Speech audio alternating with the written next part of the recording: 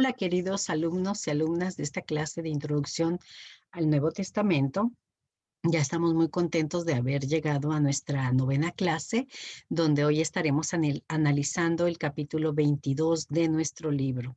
Son las tres cartas escritas por el apóstol Juan y que realmente tiene una connotación principalmente de amor, de ánimo, de esperanza para las nuevas comunidades de fe. Así es que es un gusto poderles presentar esta oportunidad de poder trabajar con ustedes este pequeño resumen que sé que va a ser también de gran bendición para nuestras vidas. Las cartas primera, segunda y tercera de Juan nos estarán hablando acerca precisamente de algunos elementos muy importantes. En nuestro capítulo que nosotros estuvimos leyendo, estas tres cartas deben ser atribuidas a un autor que no viene su nombre, ¿verdad?, de ninguna de estas tres cartas, pero que de acuerdo a lo que vimos también es el autor del Evangelio de Juan. Así es que creemos que, aunque ninguna de estas tres cartas fue atribuida a Juan, el hecho es que lleva su nombre. Las similitudes en todos los escritos es una fuente fuertemente tradicional de la iglesia primitiva, donde indica el autor cómo este es el apóstol Juan, quien escribiera esta carta.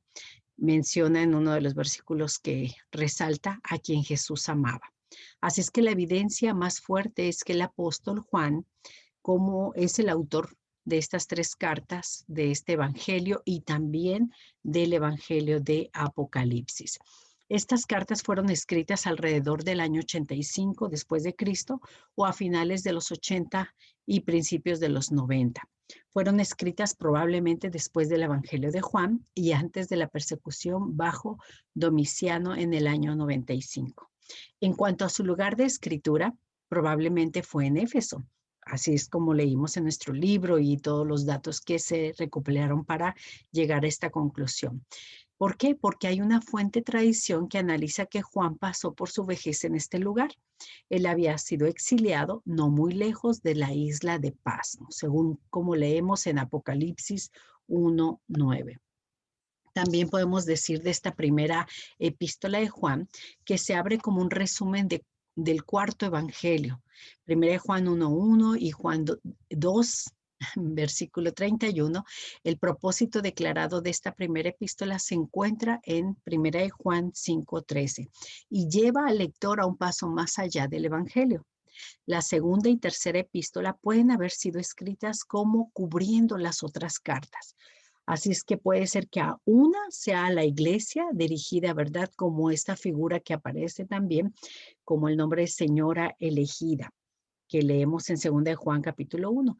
Y el otro puede ser que sea Gallo, el pastor que menciona adelante en el libro de Juan, tercer libro de Juan capítulo 1, que también estaba destinado a las notas primarias, ¿verdad?, privadas de consejero y también donde vamos a encontrar un saludo especial.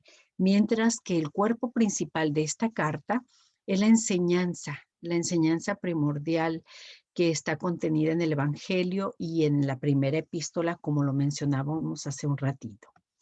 También una cosa muy importante que podríamos resaltar de esta primera carta es que la falta de referencias personales indica que este es un estilo como sermones, una homilía en otras palabras, una homilía o un sermón dirigido a los cristianos de todo el Asia Menor.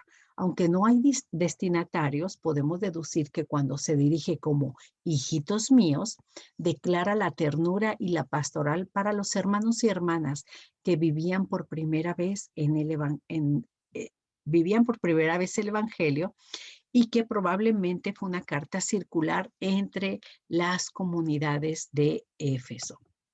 Así es que el objetivo de esta carta fue decirles a los creyentes cómo poder saber que tienen la vida eterna. Esta epístola trata con la misma herejía que ya antes Pablo se había enfrentado, lo que leíamos anteriormente en Colosenses, que era el gnosticismo, una de las más grandes herejías que enfrentaban los primeros cristianos, el no creer en Jesucristo ni mucho menos en su resurrección. Los lectores estaban preocupados con un secreto, con este conocimiento, que es evidente que las veces que Juan usa esta palabra conocer, conocer, en esta carta, él trata de fortalecer la fe y el compañerismo y también advertirles a los primeros cristianos sobre los falsos maestros con estos secretos de conocimiento. Entonces está levantando también una serie de pensamiento filosófico donde se creía que el conocimiento les llevaba a la razón y a la verdad.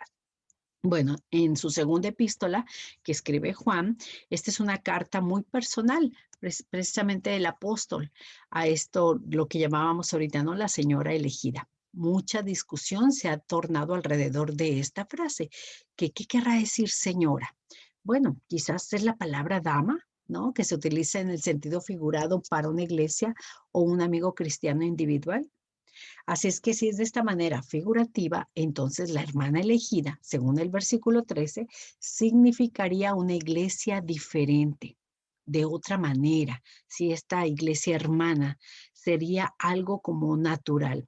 Acordémonos que estas comunidades de fe estaban en crecimiento y el propósito era que se propagara más el evangelio. De ahí viene también nuestras referencias a ver como iglesia hermana o como hermanos entre nosotros. Creo que el mejor enfoque consiste en considerar la carta como dirigida a una mujer cristiana, que es la iglesia, y que su amigo fiel es él como el apóstol. Escribió Juan también otras cartas que no tenemos, según en Juan 2:14 y 3:9, como mencionan, escribí muchísimo más y es el tiempo suficiente para acomodarse. Dice que todo lo que pudiera haber escrito en primera, segunda y tercera de Juan se hubiera podido escribir en una hoja estándar de papiro de un 10 por 8 de pulgada, conforme al patrón de las letras en el siglo primero. Juan envía esta postal, ¿sí? A la señora elegida, o sea, a la iglesia, a la comunidad naciente, para corregir una situación que se había desarrollado a partir de la práctica normal de la hospitalidad de los maestros. Había maestros itinerantes, había predicadores y estas comunidades de fe tenían esta práctica de hospitalidad, aunque corrían el peligro de estar escuchando estas filosofías. Así es que era una práctica común que las personas abrían sus hogares a aquellos que hablaban o decían que venían en el ministerio. Jesús era un invitado frecuente en las casas de Marta y de María, ¿se acuerdan? Cuando veíamos a Jesús itinerante también hablando de su palabra. Así es que algunos cristianos, sin querer, proporcionaron este tipo de apoyo a falsos maestros.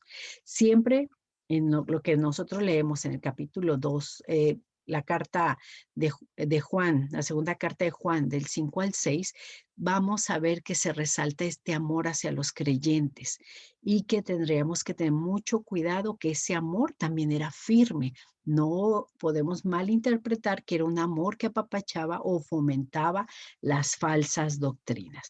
Podemos ver a un Juan muy amoroso, muy pastoral, pero también firme en la doctrina sana. Y por último, tenemos la tercera epístola de Juan. La carta está dirigida a Gayo, que es un nombre griego y muy común. Se le describe como un querido amigo que fue amado por las personas del apóstol, según lo que vemos en esta referencia en la tercera carta de Juan.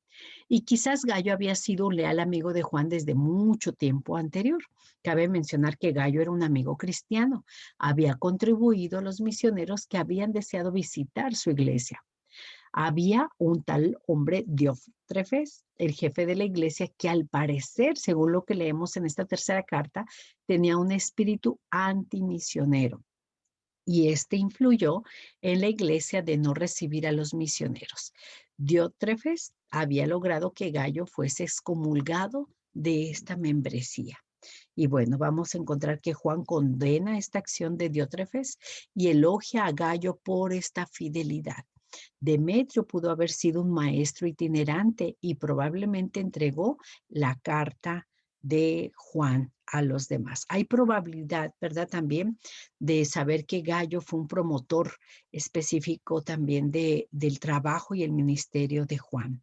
Hay palabras de alabanza a Gallo por su hospitalidad y también a los misioneros y por supuesto, ya vimos la condena hacia Diótrefes y este pensamiento que tenía antimisionero.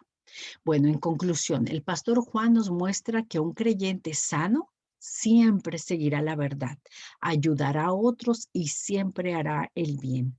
Estas cartas nos muestran una vez más cómo la misericordia, la bondad y el ánimo para seguir creyendo siempre es provisto por nuestro amado Jesucristo. Él nunca nos va a dejar avanzar solos o solas en la vida cristiana. Así es que las herejías, las posturas religiosas falsas y las corrientes filosóficas que no son de Dios siempre nos acecharán en nuestra vida cristiana, pero se requiere firmeza en Cristo para llegar a nuestra meta final. Y lo que este apóstol nos demuestra en estas tres cartas, sobre todo una actitud pastoral de mucho amor y de mucho compromiso. Así es que con esto, amados hermanos, concluimos nuestro capítulo 22 y espero que también para ustedes haya sido una experiencia hermosa y concluyente. Nos vemos la próxima semana y que Dios les bendiga.